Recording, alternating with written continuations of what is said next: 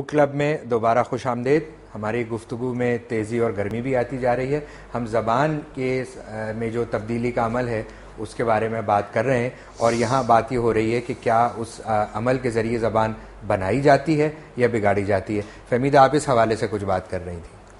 بھئی دیکھیے, میں یہ کہہ رہی تھی کہ مثال کے طور پر جس طرح بولا جاتا ہے, یعنی میڈیا پہ آپ کافی دیکھتے ہیں ایسپریٹڈ ساؤنڈز غائب ہو رہی ہیں, ٹھیک ہے نا. مثال کے طور پر اگر پھول ہے اور اس کو پول کہا جا رہا ہے تو آپ ڈکشنری میں لکھ دیں گے کہ بھئی پول بھی کہہ رہے ہیں لوگ, تو غالباً یہ اتنا صحیح وہ نہیں ہے ایٹیٹیوڈ.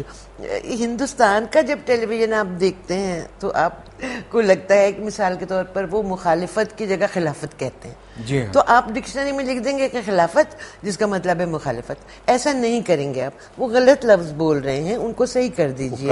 کارروائی کہتے ہیں, اور وہ کارروائی کہتے ہیں, اور وہ تو یہ بھی کہتے ہیں کہ دراصل یہ لفظ ہے ہی کوئی اس کا سنسکرت کا, اور ہو سکتا ہے سنسکرت اور فارسی کی جڑ ایک ہے, یہ بہت ہی کم لوگ جانتے ہیں. یعنی اوستھا جو ہے وہ قدیم فارسی ہے اور وہی قدیم سنسکرت نہیں, ہے. وہ تو بات ایک ہو گئی, لیکن یہ جو لہذا کارروائی جو ہے وہ کیا یہ نہیں ہے سنسکرت کا ہی لفظ. We don't know, we can't be 100% sure. 100% sure یہ ہیں کہ لفظ ہے کارے, کام کرنا.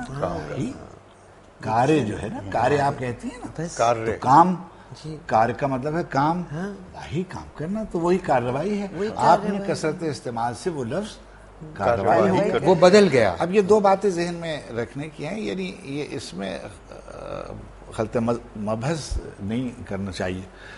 زبان کی صحت یقینی بنائی جانی چاہیے, اس کے تلفظ کو اور اس کے املا کو یقینی بنانا چاہیے. کوئی نہ کوئی سطح اور کوئی نہ کوئی معیار اس کا ضرور قائم ہوگا.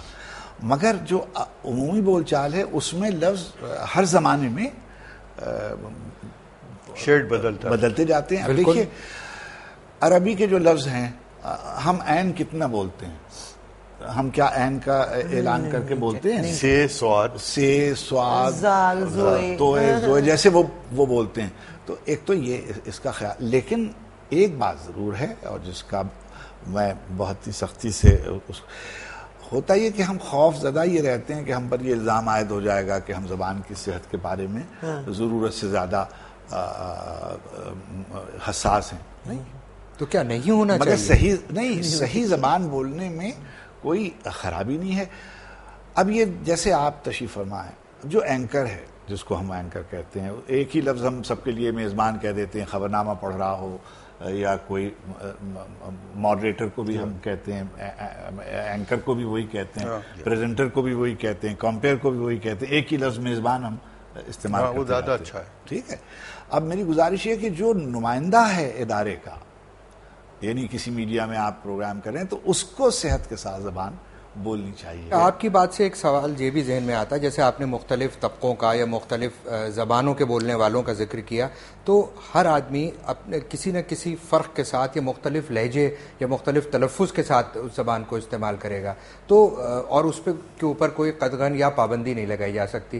تو شکیل صاحب, یہ جو تنوع ہے مختلف بولنے والوں میں یا مختلف انداز میں یا مختلف طریقوں سے ایک لفظ کو بولا جا سکتا ہے, تو کیا اس کے اوپر بھی کوئی اجازت یا پابندی کی ضرورت ہے؟ نہیں, پابندی نہیں ہو سکتی اس پر, یا شاید ہونا نہیں چاہیے. ہاں, نہیں ہونا بھی نہیں چاہیے.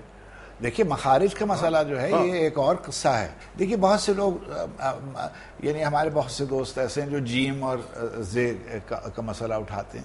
بعض لوگ اور حرفوں کے تلفظ کے سلسلے میں, اور تو یہی اس کو موضوع بحث نہیں بنانا چاہیے.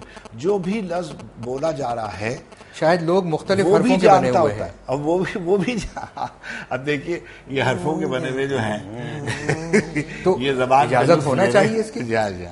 نہ, مسئلہ یہ اصل میں اردو جو ہے یہ بات نہیں سمجھی جا رہی. لوگ کہتے ہیں کہ بھائی جو کمیونیکیٹ ہو رہا ہے, ترسیل ہو رہا ہے لفظ, یہ اس کے معنی سمجھ میں آ رہے ہیں, بس وہ ٹھیک ہے. ایک ٹیلی ویژن میڈیا کے ایک مالک سے میری گفتگو ہوئی. میں نے ان سے کہا کہ بھائی یہ ٹکر جو آپ کے چلتے ہیں یہ بڑے غلط ہوتے ہیں. ان کو کہنے لگے کہ وہ نہیں ٹھیک ہے, کمیونیکیٹ ہو رہا. थोड़ी देर बाद मैं वहाँ बैठा हुआ था तो एक लफ्ज़ आया नेसेसरीली, तो उन्होंने फ़ौरन अपने नेटवर्क को फ़ोन किया और ये कहा कि यार ये लफ्ज़ गलत आ रहा। उसने कहा हमें मालूम है, हम दुरुस्त कर रहे हैं। तो फिर मैंने उनसे कहा कि अब आपको क्यों परेशानी हुई, यानी अंग्रेज़ी में तो परेशानी हुई उर्दू में नहीं हुई, ये है मसला। तो गोया होना तो ये चाहिए कि सही लफ्ज़ की तरवीज और तलकीन करते रहना चाहिए, और मेरा ख्याल है यही काम और यही अहमियत डिक्शनरी की है। यहाँ पर हम अपनी गुफ्तगू को रोकेंगे क्योंकि हमें अब गुफ्तगू में एक छोटा सा वक्फा करना है, और वक्फे के बाद हम आएंगे और अपने प्रोग्राम का बाकी हिस्सा जारी रखेंगे।